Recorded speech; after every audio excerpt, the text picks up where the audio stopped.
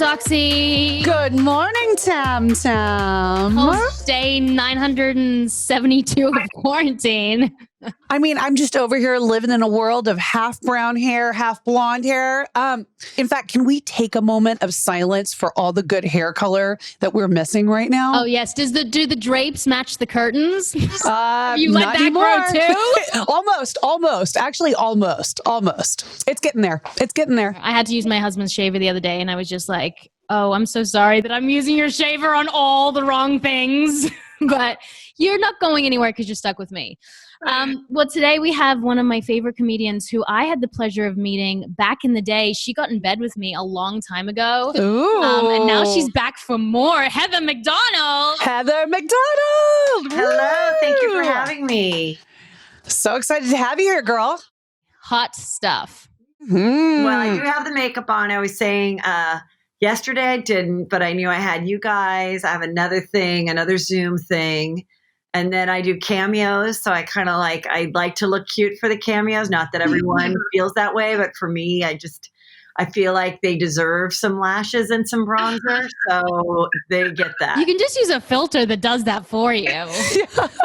Oh, I don't know. Really? I don't know how to do all that stuff. So I like to not overly filter and all that stuff. Cause then when I would go do stand up, people always said I looked even better in person. It's like I'm the opposite of every other social influencer. I look skinnier and cuter in person. So I like that. What do you look like on the days that you're not made up? So just like a bun or something, because I've been taking a lot of walks and oftentimes like the same outfit, because it's just like that's the top of the heap or whatever. And I mean, the other day my son just goes, "I'm so sick of seeing that shirt on Dad."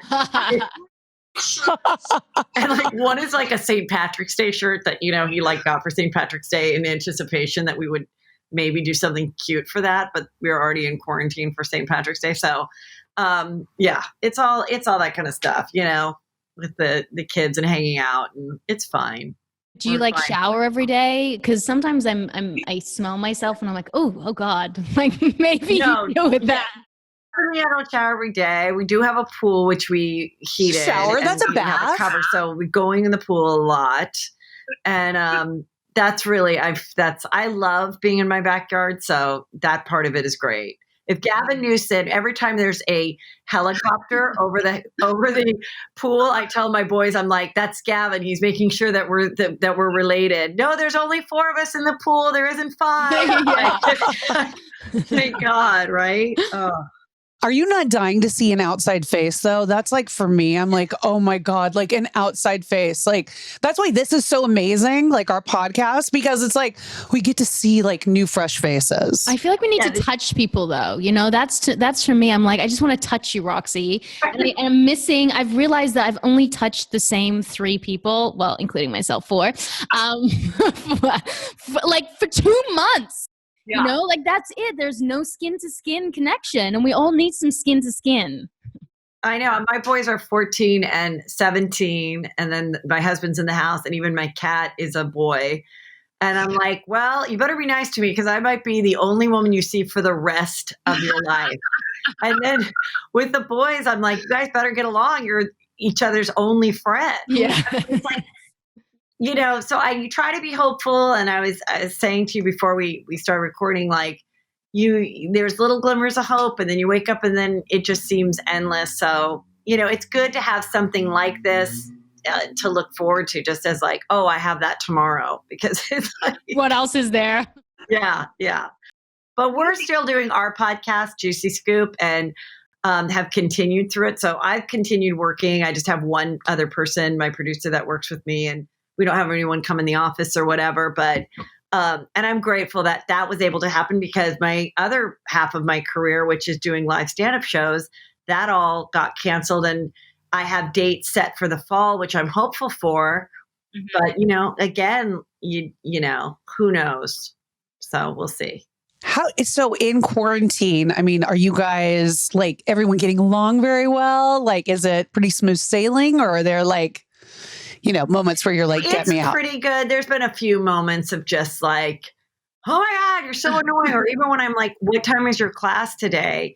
what time is the Zoom? And they're just like, oh my God, who cares? It doesn't even matter. Yeah. And I'm like, it kind of really doesn't, unfortunately. And Do you think anyone, sorry to cut you off, do you think anyone will use Zoom anymore after this is over? Do you think everyone's going to be it's like having too much caramel sauce, right? You're like, a little bit of caramel sauce is good. But like once you've had too much, you're like, I am done. I'm never touching that on my ice cream again. Do you think people are just going to be so fucking over looking at people through Zoom and like, that's it? Like it was a nice period for this time, but no one's going to do it again. Or do you think that they'll keep up with like everything could be a Zoom call? Now we don't have to have meetings. That's your dream, Cameron. It's my dream. If I don't have to see people in person, it's like I'm my insular personality is very happy. I mean, I have a friend who's in North Carolina and she's in software sales, and she's like, it's interesting what will happen after. She goes, because normally these meetings that I had this week would have involved me flying to Nashville, getting a hotel room, and having these meetings in person. Will now a company start to say, we don't need to spend that money on you going to Nashville. We'll just do the Zoom. Or what I kind of feel is if this would have ended like 2 weeks ago, I think maybe people would be using Zoom. But now I agree with you in that when this does finally end, there's going to be this like resurgence of people wanting to meet in person, wanting to go into the office, wanting to, realize that there is something there. But what's also nice is that I think going forward, what could be good is like, if your kid is sick for a week or something, maybe there'll always be a Zoom option in the classroom, just like a cop always has a camera on himself, so that they don't miss anything, or they can, or if they do have a sporting thing or an outside activity, they can pick up the Zoom class that night. So I think that's something that would be cool if classrooms and schools incorporate that, for the future. But do you think but people would still come to class? Do you think that once everything opens up, though, you'll be like one of the first to go out and like be out around other people and be out in public? Or do you think you'll hold back a little bit and just kind of like see how it goes? No, I'm going to be out and about. I mean, it's weird because like anytime someone sees you even having like any kind of possible fun, or that someone's even close to you, then they're so mad to see that anybody's having a good time or on a bicycle or whatever. And I get it. If you're like in an area where you can't go out, but no, I'm ready to like just let the chips fall where they may. And if they tell me I can go out, I can go out, and I'm going to go to restaurants and I'm going to see people. And if I can perform, I'm going to perform, and I'm going to go on planes and rock it out. It's interesting because when we talk about FOMO, like I used to always, the death of happiness is comparison. And I always used to compare myself like on Instagram. And that's like why I secretly hate myself. But now I'm comparing everyone else's fucking homes because every time that you're doing like a Zoom call with all the kids at school, you're like, bloody Ben from Bakersfield has an amazing freaking house, like, and they're all in the pool. So now I'm having total like comparison against people's houses. I'm like, I had no idea that Lillian lived in that house. Yeah, that's funny. Yeah, that's true. Yeah, or just taking the time to set up like a Zoom corner that's like flattering. Yeah, which same. I haven't done. I just finally started to do it. Because I was like, oh, this is going to last a little longer. Let's bring out the good light. Let's have like a cute background. Like, let's get some self-promotion going if we're going to do this. Let's make a little more effort. So, yeah, I definitely think, but what you're saying about FOMO, I was saying as we were talking before, like as actors and comedians and people that produce, in entertainment, the fact that nobody can do anything. Because even when I'd have some downtime and I'd be so happy to be home that weekend, then I'd open my Instagram and I'd see all my other friends who are performing or had a sold out show, or they'd throw up a deadline article on Instagram that they sold a show. Then it wasn't that I wasn't happy for them, but it'd start to make me feel like, Heather, you're not doing enough. You're not working hard enough, and that anxiety and that FOMO kind of comes in. And the fact that nobody can do it is what's saving it. Or same thing with like the kids that couldn't do sports like this season, and the fact that nobody can do it. Like if it was only happening in California, that would be really unfair to the California kids trying to get into school. But the fact that nobody that everybody's spring seasons were no go. Also, I think makes it better. So those are some of the things. Everyone's screwed. I like that everyone's screwed together. Yeah. Everyone's like, I know, I feel bad too for the kids who are supposed to graduate this year, right? No. Like, they're just kind of like shit out of luck, you know? It's like, okay, that's it. You know, on to the next. Kids, Roxy, I'm like, I don't think like in kindergarten you're supposed to be able to read. And I'm like, well, I'm like, by first grade, they'll be like, the dog is like pretty much as far as we've gotten so far. Cause I don't think I'm that great of a school teacher. I try. I think I'm like really hard on her in some way. That's why I probably shouldn't, like, I don't have the patience that the teachers have, but I just get angry when they don't get it. And like, she's 5 years old. Like she shouldn't know the word philanthropy at 5, but I want her to. Yeah, it's hard, you know. Just better that you just stay sane. So whatever that is, if it means blowing off some shit, it'll be okay. You know, Heather, Tammin and I have this debate. We talk to other moms on this show and we ask them, is it worse to have young kids having to homeschool them during this quarantine time, or is it harder to have older kids? So what is like your kind of take on that?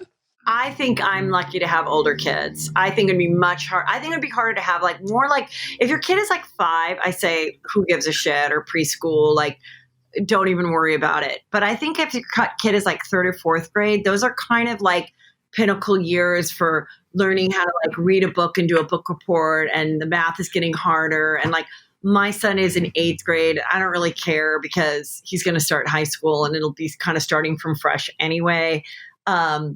My other son, I'm just at this point, he's a junior, and I am just kind of like, who cares? I mean, I don't know. You know, we check, he says he's doing it. You know, yeah, but at least I'm not having to sit there all the time. And, but I just saw that somebody put on like Good Morning America that some woman tweeted like, I'm ending it. I don't care. Don't send me any more Zoom classes. I'm pulling my kid out and I don't care. And it went like viral, and other people are like, yeah, you're right. Like, you know who cares if they don't finish this semester? We're going to start all over in the fall, like with whatever they're learning. I mean, it's hard if it's like you're finishing a language or a math so that you can go to the next math. That type of stuff is fine.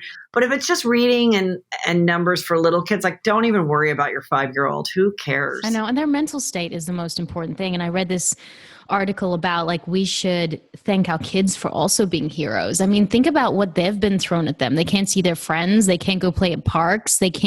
Everything has to be online, and they're rising to the occasion. We just have to cut them a little slack, you know?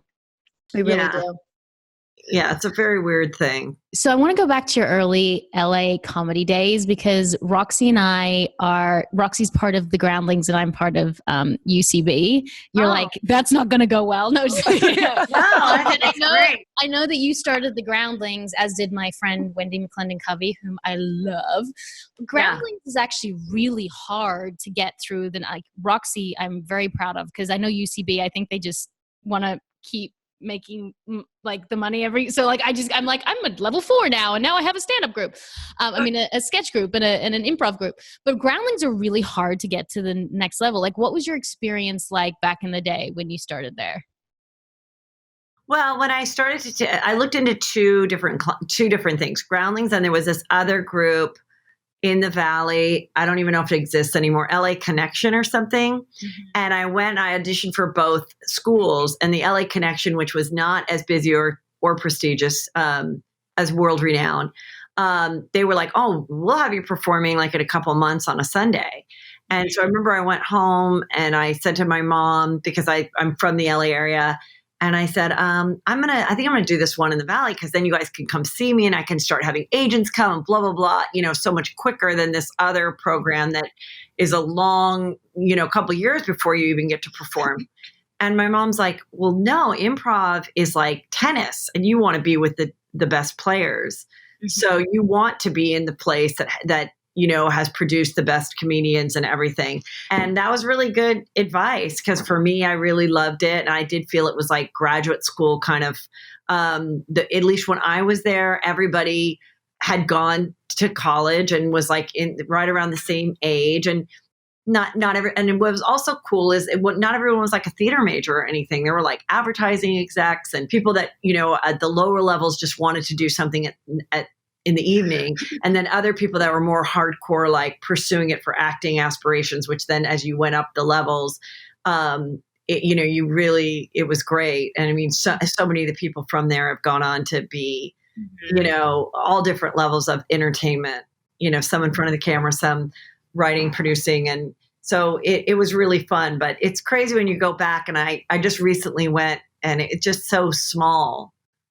Yeah. Like it was such a small theater. It's 99 people, and there were like 18 people in the Sunday show, and we still couldn't fill the place. I know, but it feels so big when like you always go back to your like school, or like when you're in the beginning of like your career, and in your mind, everything was so much bigger, and you go back and you're wow, like that's where I started, Yes. And it was so much of your life, and so people were dating each other, and you were like, if I don't make it to the next level, and everyone would get on the phone, because in my day, everyone was talking on the phone, and you get on the phone and be like, I can't believe this sketch didn't make it. And I mean, there was one point where I was like, I think I was in it when like Survivor just started, or Real World or something. And I go, this feels like a reality show. We should have a reality show about the Groundlings, because it's felt so talking about each other and alliances, and I'm going to try to do a sketch with this person because this person has the heat, and then I'll be seen in the sketch. And that part of it was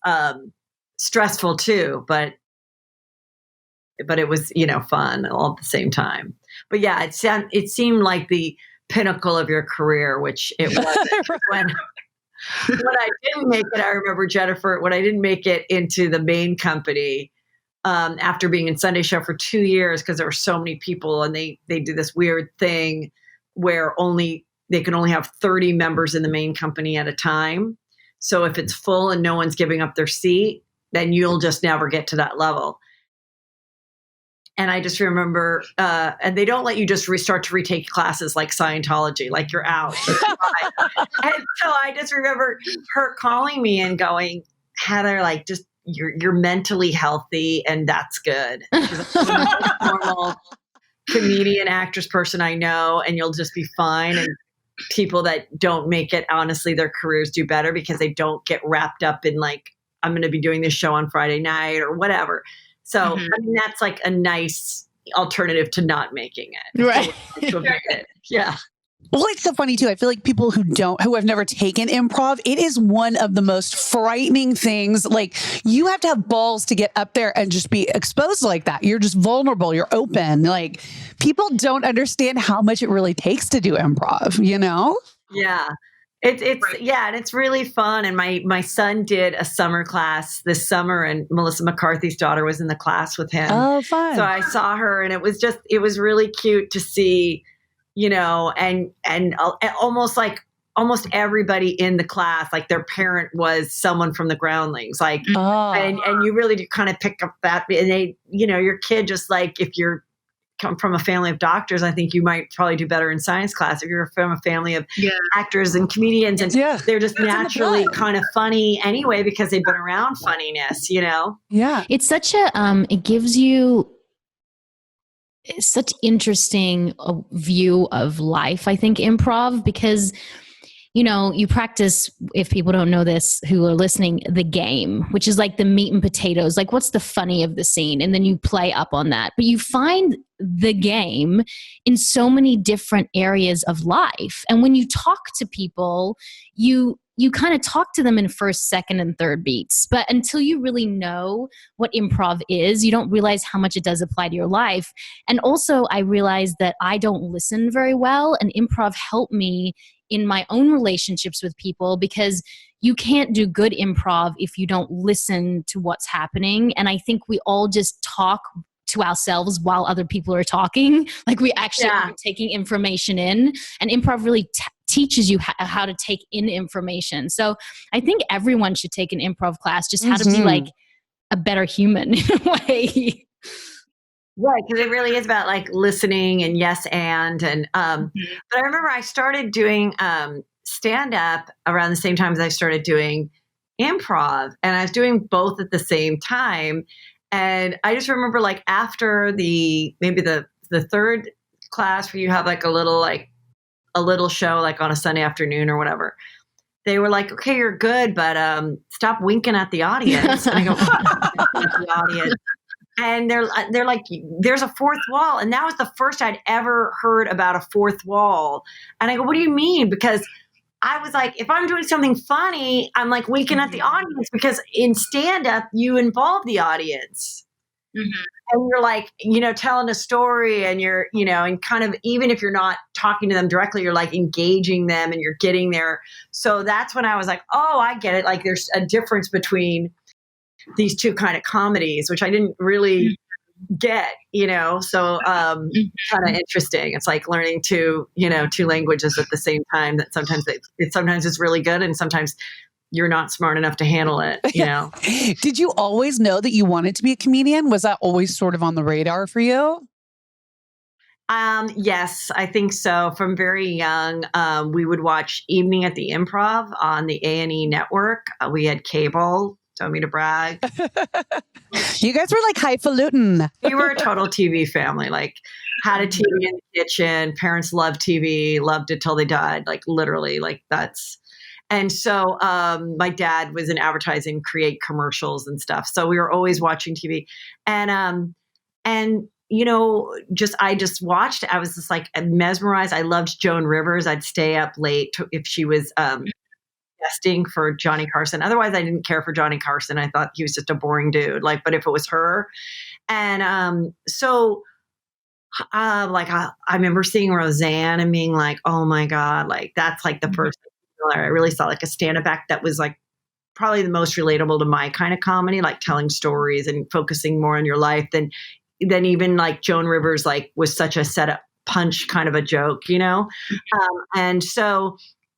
Yeah, I kind of thought that, and my parents were like really encouraging, and then in high school, I got into USC, but I wasn't going to be a drama major because. Oh, you went to SC too? Yeah. People are probably so sick of me talking about SC. Someone said that the other day. Like they said, you misspelled something on your Instagram post. Stop bragging about USC. And I'm like, look, it wasn't as hard to get into. Like, right. I hear about it all the time.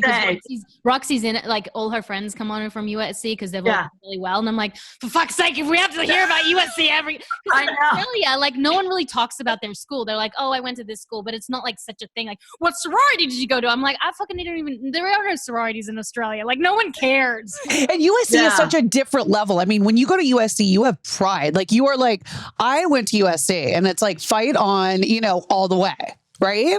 Yes, and I think, and I liked that about the school because I do kind of have that weird like loyalty thing. Like, I'm proud that I'm baptized and raised Catholic. I'm proud that like my parents were Irish. Like, I kind of like that like thing. So when I discovered and looking at schools, that definitely drew me to like that loyalty and that like fun thing about it. And so yeah, then I wasn't going to be a drama major or anything like that because being from LA, I was like jaded and I thought this is such an expensive school. I should be able to get a job doing something else when I get out.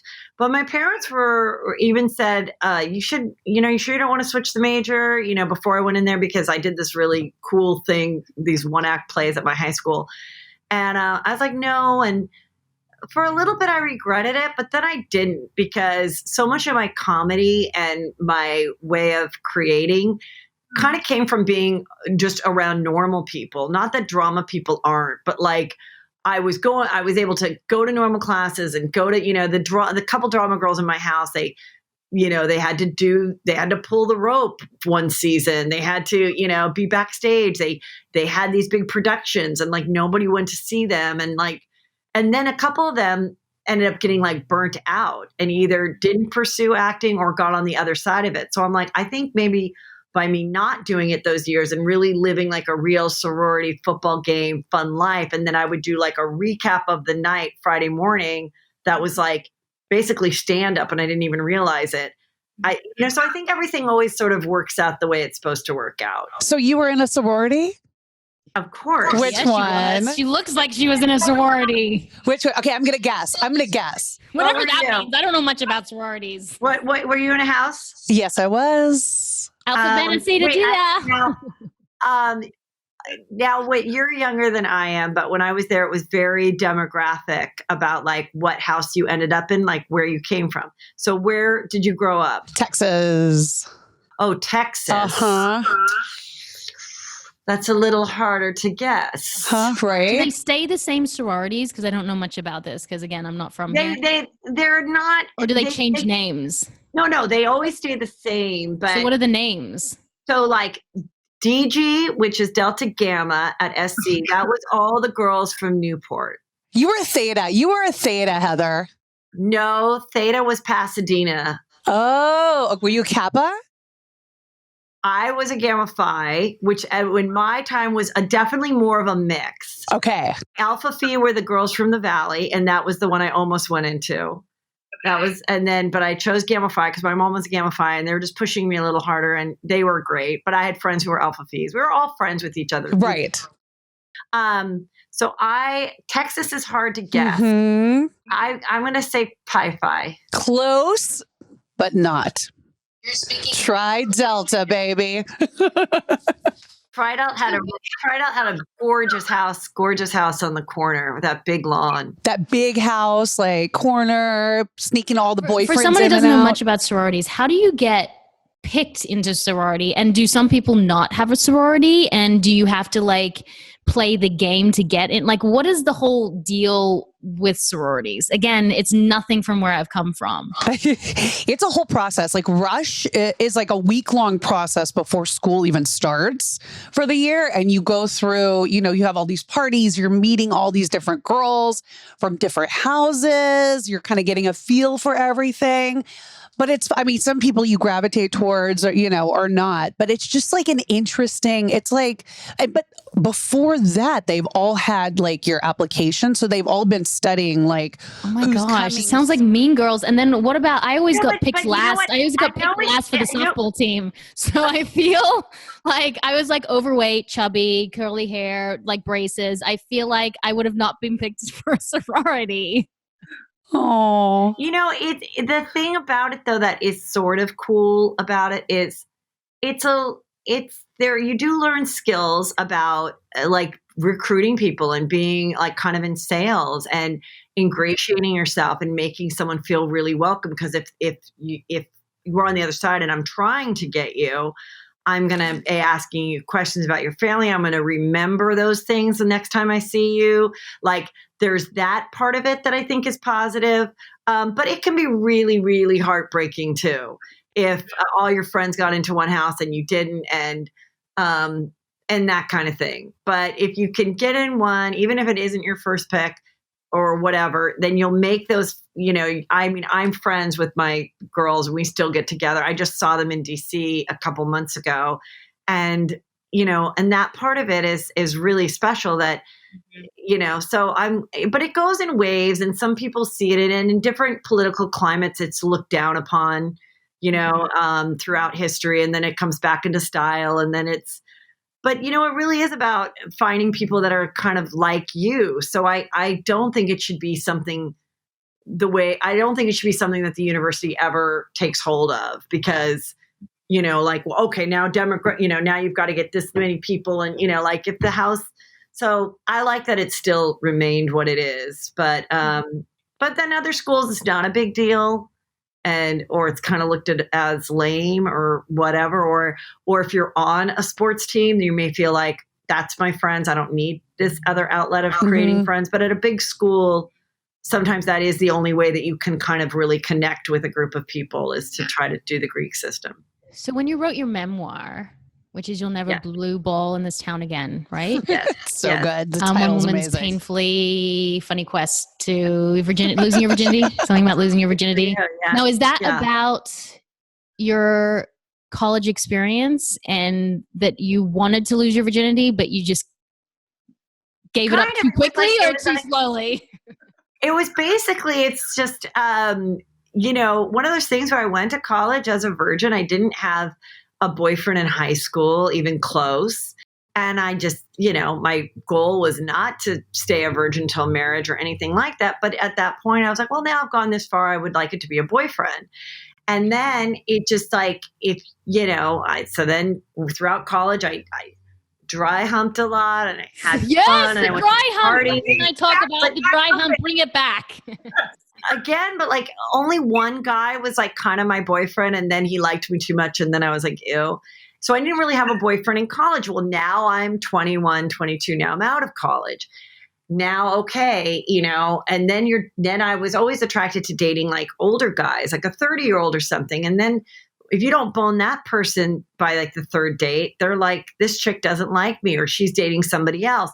And then if I told them that I was a virgin, then they'd get all freaked out and think that I wanted to have their baby or marry them, and they'd blow me off. So then I basically started to keep it a secret. Like during my groundling years, I just didn't share it with new friends. I just pretended like I was, that I, had sex, but I just wasn't having it with anyone right now.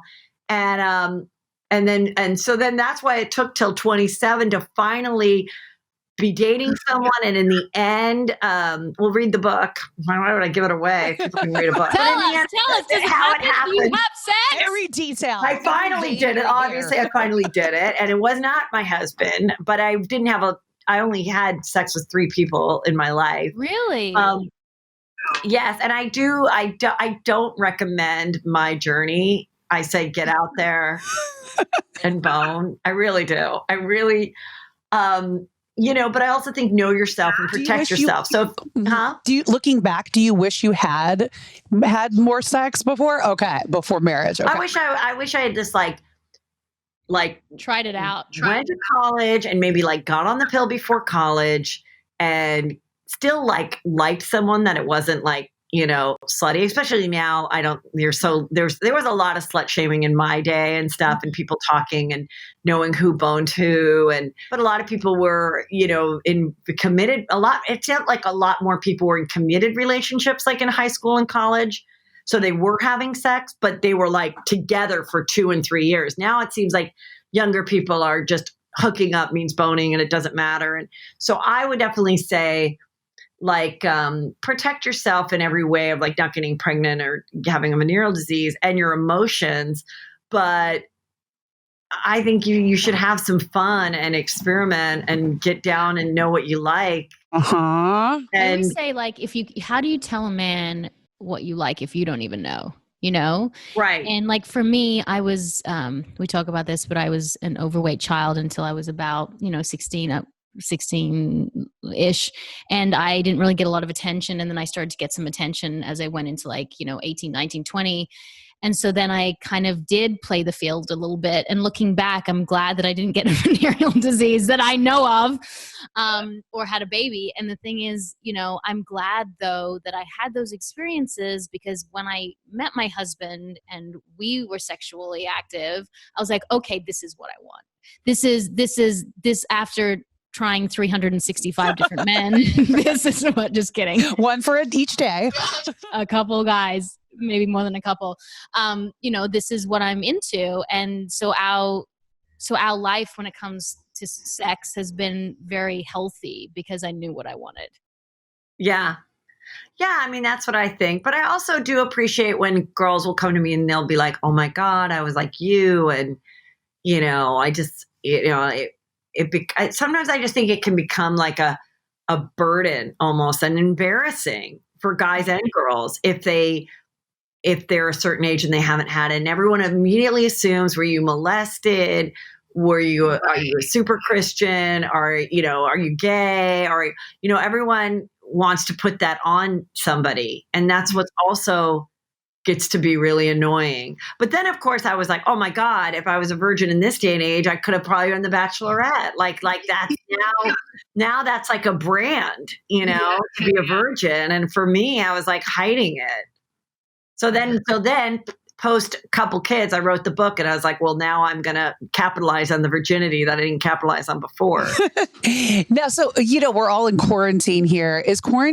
Are there like sexy times happening for you in quarantine? Is it like a sexy time, or is it just like, because I know Tammin and I talk about this with our husbands. We're like, it's not feeling sexy today. Like quarantine is just not sexy. Well, I'm always into sexy stuff. I'm like the enigma that's always like, please, can someone just lay their body on top of me? Because I feel like I'm connected to something. Maybe I need to go to a therapist and realize what is wrong with me. But I would like, if anyone could lay on top of me every day, I'd feel safe. But I know that people are struggling sexually in quarantine, you know, because it's like you see the same person all the time and you don't feel sexy. Like you don't, you know, with your hair growing everywhere. And I mean, Heather, I don't think you, because you look amazing, like the bomb. So I'm sure your husband would be very excited with this little package. Well, also, I just think if people have a relationship where, you know, they do the date night and, you know, they want to feel, you're feeling sexy because you got cute and you wore heels and you went to a dinner party or whatever your routine might be. Also never having a break where like the kids aren't gone at school, or, you know, people that have young kids sometimes, you know, do it at odd times. And then that time doesn't really exist anymore. Yeah. Or, you know, just being stressed and and then also feeling like, I mean, one of the reasons that sex goes down once you're married is like, well, we don't have to do it tonight. There's always tomorrow. Well, now there really is tomorrow and tomorrow and tomorrow. So it's like, no ending point. You know, it's like, I wonder about like the affairs and stuff. Like people that were having. I thought about that. Yeah, people that were having affairs, they just probably had to shut it down because like they were probably like, I mean, my husband and I were just like, we took this car that we had because it's convertible and we were going and we're just driving around like some canyon. Uh-huh. And I've lived here my whole life and we went up Tuna Canyon, which I've seen my whole life. I've never taken it. Super windy, but whatever. We've got canyon, like the fish. Oh, yes. Okay. You can maybe that's why you're like, nothing good is up Tuna Canyon. It'll take you to like Santa Monica, Malibu. But you would never take it because it's a longer route than Topanga. But we have all the time in the world. So we take the Tuna and you know, this is like a couple weeks ago, and we see this like sheriff's car like off to the side. And my husband's like, he goes, what are they going to like arrest people that are like on their way to the beach? Like, how weird is this getting? And I'm like, no, that's a sheriff that's having an affair with someone. And they're like fucking probably hiding around the corner boning. I don't know. I know. I thought about that. And then I thought, what about like if you get the virus and maybe that's the telltale sign that you've been, because like, what if you've been quarantining yourself for a month and all of a sudden you get it? You're like, who did you get it from? Right. But I think what's great is since nobody knows how you get it, you could say, you could say the groceries. I mean, the grocery store, we go to the grocery store and we wear the masks and the gloves and we wait 6 feet apart. But are you telling me that when you're walking down an aisle and someone's walking toward you, you just go a little to the left? It's not 6 feet. We're breaking the rules all the time. And then we all are using the same cash thing. And then we leave. It's just like, come on. So it's who knows where you get it. But I wonder if a lot of those affairs, like in people saying like people are getting divorced or whatever, I bet there's people that might have been considering it or at their wit's end or maybe pursuing someone else. And then because they couldn't see that affair, they maybe are like sitting down and going, you know what, that was reckless. I don't want to pursue it. It's over. You know, because so many times affairs start because it is exciting and you can go see them for an hour and it is fresh and then you can't. So it's like, I would predict that more marriages are going to be saved and stronger because of all of this versus the other. I'm not going to lie, though. The D word has crossed my mind a couple times during this fucking quarantine. You know?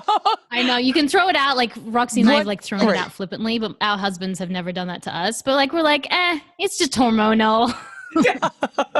No, I mean, I definitely think that too. And, or, you know, I think there can be something in that too. And I was saying like, you know, with all these, you know, big weddings that unfortunately have to be postponed, you know, it's really honestly a gift, I think, to these couples because either it's going to make them realize that it is just a day and a life and a marriage is a lifetime. And how did you guys react in the fact that your dream was crushed and that you had to postpone it? Were you both mature? Was he sweet to you that you were sad about it? Or was he like, get over it? Did you reevaluate it and now you're going to get married, but you're not going to spend that much money? Like, I do think a lot of momentum about things will never come back.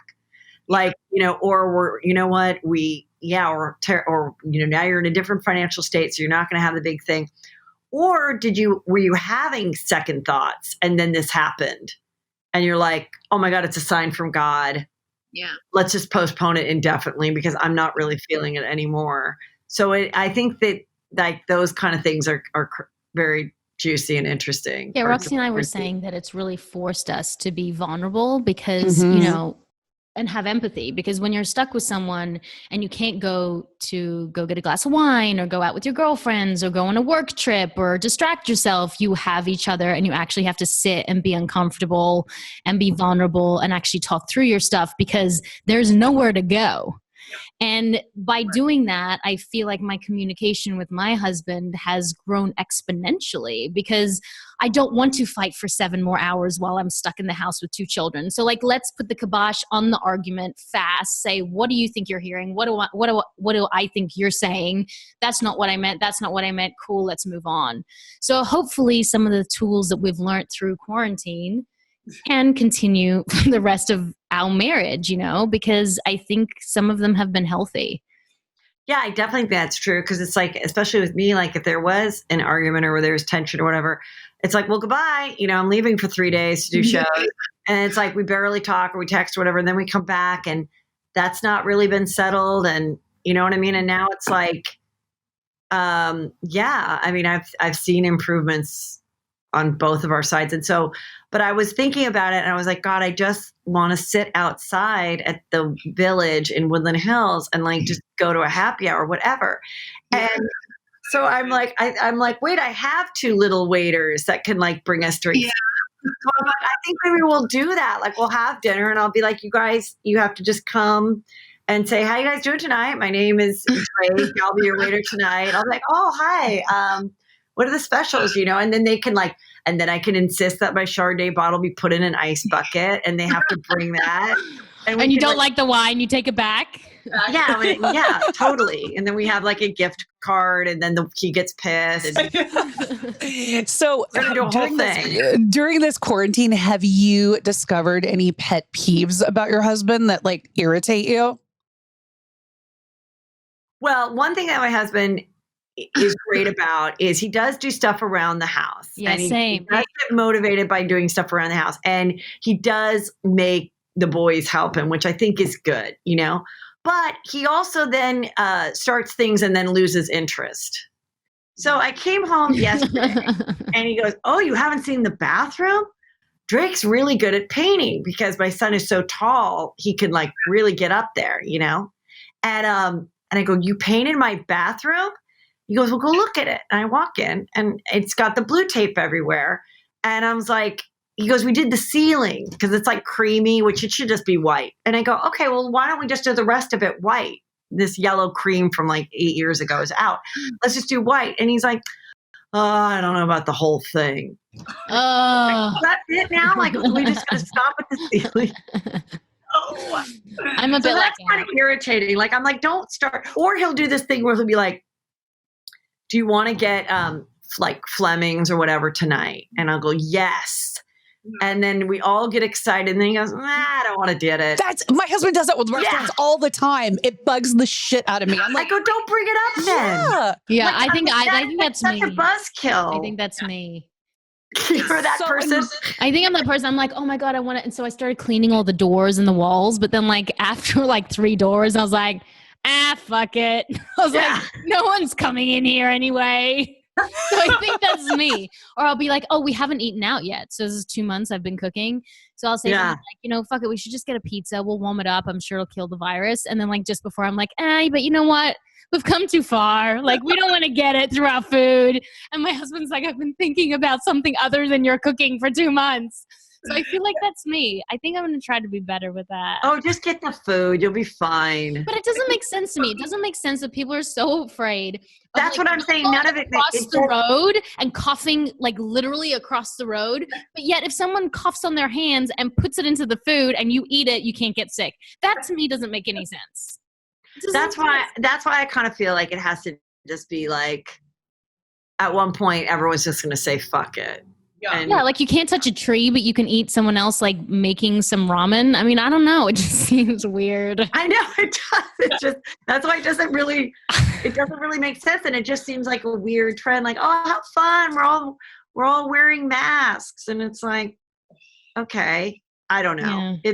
I mean, and then if you say anything, then someone tries to think that you have some political agenda, and you're like, no, I get it. If you're around people, you should be wearing masks. But like me running across the street when there's no one in sight. What I don't like though, and this is my biggest pet peeve about this whole situation, is when you're on the street and someone comes directly for you. It's like, are we not are we not aware of like, they don't cross the street? So we'll have 2 kids and we have 3 dogs, 2 kids and 2 humans. And there'll be like a jogger with no mask that will come straight past me. And that to me is like, you know what? Your hot breath from your running, like is going to come into our lane. But I don't say anything so I just be passive aggressive and I'll just be like, feel like that's too close. I know someone got too close to my husband at Costco or something. And thank God I wasn't there. And I'm like, just as long as you have your mask on and you can't be recognized. Yeah. Right. And then, I'm like, they'll be getting in like arguments with like randoms. Like, who cares? And then you have to that's the way feel when they get like, hey, you're not even paying attention. Look what you're doing, whatever. Yeah. Costco's one of the places too where things go down. Like there's like shit that's gone down. There's like fights and like it gets pretty raw, Yeah. We should do a throwback Thursday of all the toilet paper. Yeah. And be like, throwback to when we used to be able to wipe our butts. What I don't understand about that either is shower. Like if you can't find any toilet paper, just take a shower. It's not like water or food. Like we'll be okay if there's no toilet paper. Use a newspaper or a magazine it's inconvenient for sure, but we can just get in the shower. A bidet. Is that right? Yeah, I think it was just one of those things that it made people think like other things were not going to be available. So that's like was the first to make people nervous. I would have never thought about it like that until everybody else was freaking out. And then it was like, oh my God. Do I need to freak out too? It's a whole chain reaction. We have enough. So we're before we make you go to your next thing, we want to do 2 things. One is we do Never Have I Ever, which we'll do at the end. And you can say no to this, but it's actually my favorite thing. One of my favorite things about you. Do you mind doing any impersonations for us or no? Oh, sure. Quarantine impersonations. So I know you do Drew Barrymore. I know you do Jennifer Aniston. Yeah. And you do. I do a bunch of housewives if people are into housewives. Okay. But I'll do whatever. Y'all do those. Okay, Rox, who do you want to see first? This is amazing. If you haven't seen it or heard it for any of our listeners, then you're in for a treat. You're welcome. Let's start off. Okay, let's start with Jennifer Aniston. I'd love to hear her. Okay. All right. Okay. I am at my wit's end. At first, I was doing great. I was walking around my 18 acres in Bel Air with my dogs and my dry margarita. And then I was like, you know what? I needed to see my friends. This is awful. When are we going to get back to doing the morning show with my girl Reese? And I just need, a lot of Aveeno skincare and Smart Water is keeping me hydrated. And I like to wear a mask, but then at the same time, it crushes my face. And I just exhausted of this stuff, and I'm ready to have some fun. You sound so like her that if I shut my eyes, I feel like she's on with us. Thank you. So good. Okay, Drew Barrymore is my next. Okay. First of all, thank you so much for having me on your show. I'm going a little stir crazy. Thank God I have my makeup line. I just came out with a new mascara to just help long, lush lashes. It's called Princess Warrior. And you could see I have little stubby eyelashes. After I applied Princess Warrior, it was like, who went to the eyelash store? But you don't. You can order right now and you can feel beautiful and glowy and special. Oh my God, the mouth. Oh, it's so good. Oh, my face. Nene Leakes. I can't really do Nene Leakes. I don't really do. You know what? I try not to do people that are not white. I mean, just to be safe. Yeah. You get Ramona Singer. Or if I know them personally, which I don't know. know. Ariana Grande? Oh, didn't you want me to start working on Ariana Grande? She wanted me to work on I will work on Ariana Grande. She's a good one for you to do. One that I love to do right now is Ramona Singer. Ramona, I was about to say, yes. On Real Housewives of New York. Yes. And she is quarantined with her daughter Avery, and she would be like, you know what's really kind of great is that I'm with my daughter Avery, and she's in her 20s, and there was this time where we didn't really get to talk that much or see each other that much, and now we're cooking and we're exercising and we're just making some fun cocktails with a lot of ice and Tito's, and I made pork chops the other night for Mario, my ex-husband, which is like a little bit awkward, but you know what, he is Avery's dad, and I'm just trying to just have a peaceful time and do some TikToks. Okay, bonus. Can you do her crazy eyes? The ones she does the runway, the runway walk? Yeah. What does she do? She does, how does it go? Yeah. I love a lot of like, oh, okay, well, I really want to apologize for that. Yeah, she does that. If you can be impersonated, then you've made it. So. Yes. Oh, everybody. So nobody's ever had an issue with it. They're smart enough to know that it's flattering and they like it, and Amazing. Okay, so let's do on Never Have I Ever, and we'll get you out of here. Woo! Let's do it. But all my stuff is on my Instagram at Heather McDonald, and I also do Barbie reenactments of some of my favorite reality shows. Mm-hmm. So I like dress them up in the same outfits, and I do the voices, but with the Barbies.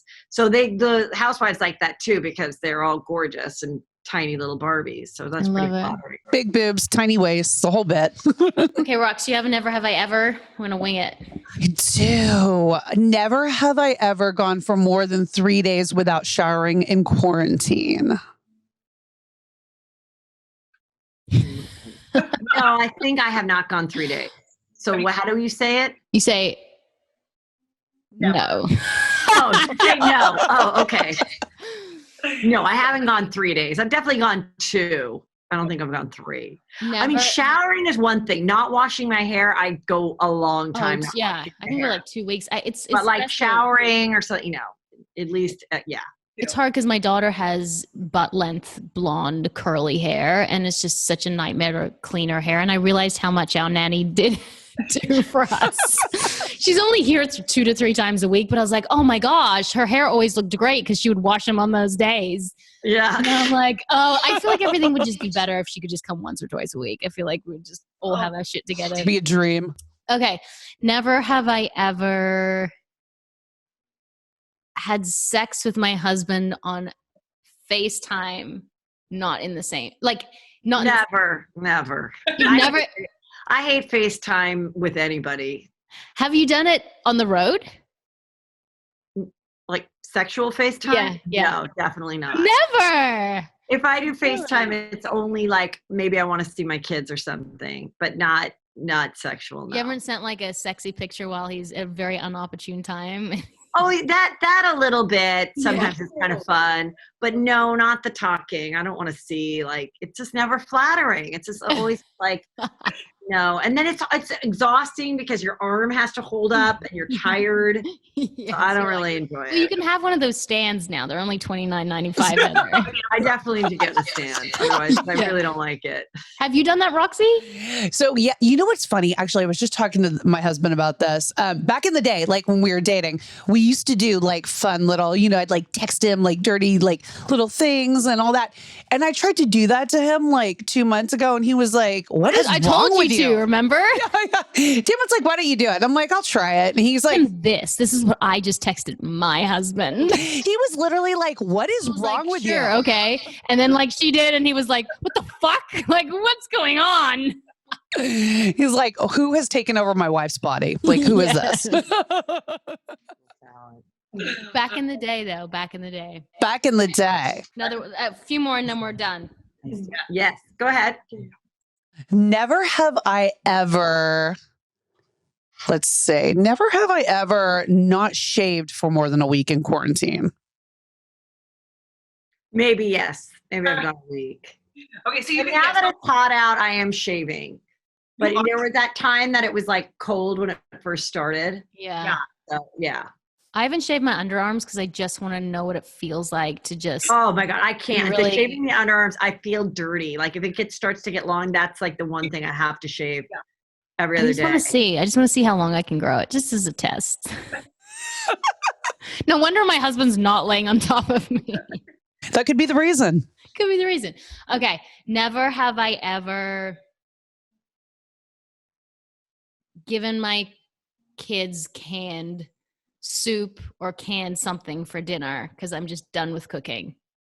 Oh, my kids eat horribly. They always have. And they're giants and they've never had ear infections. So whatever. So you're good. Okay, Yeah. last one, No, Roxy. we have a strict Kirkland from Costco menu. Completely, they do not like organic food. It's a lot of. It's not great, but they're healthy and they don't have broken bones because they drink a shit ton of real milk. So. See, there's something to be said for that. Okay, never have I ever eaten expired food in quarantine. Mm-hmm. Expired food? Yeah. Oh, I think I ate some expired. It's not expired, but when they go best before, if it's like a couple days, I'll still eat it. But that's the way I've always been. I've always been kind of like cheap like that, in that unless it smells weird or something, I definitely don't like old cheese. Old cheese I can't do, but like a little bit or if it's like a juice or something and you drink it and it's like acidic, I'm like, who cares? Yeah, fuck it. A little bit. I'm sure there's benefits. Well, thank you so much, Heather. Where can people find you on your handles and your podcast and everything else you're doing?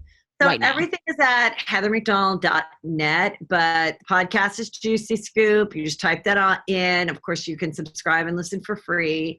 And and my Instagram is at Heather McDonald. YouTube is youtube.com Heather McDonald. We throw lots of videos and you can watch the podcast. I know a lot of people are kind of getting more into watching podcasts too. So if that's something that you'd rather do than just listen.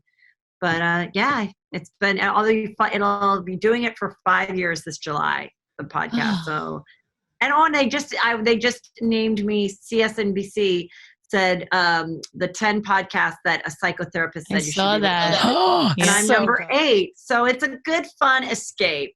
And you know what? It's hard work too. So you should pat yourself on the back. We know we've been doing this a year now and it's consistent and it's sometimes you don't feel like doing it and sometimes it's a lot of work, So kudos to you to having a good work ethic and just keep trucking that train forward. That's all. Yeah.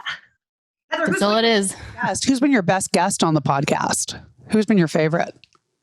I mean, I've had so many. It's like sometimes just someone sort of surprises me, which you don't think like someone's going to be, come up with something that's like so interesting. Like this is just coming to me, but Chaz Dean, who's the creator of When, I just became friendly with him through parties and just, he's always inviting me to things. And so I had him come on and I was like, okay, I don't know, once we get past like how he created the When product, what I talk about, and then I just go, Chaz Dean. I'm like, that can't be your real name. And he goes, well, actually, I don't know what my real name is because I was adopted. And then we got into the juiciest like adoption life story about his siblings, and I just kept asking questions. And so like that's one where I wasn't expecting the interview to go in such a juicy personal way. So it's you never know.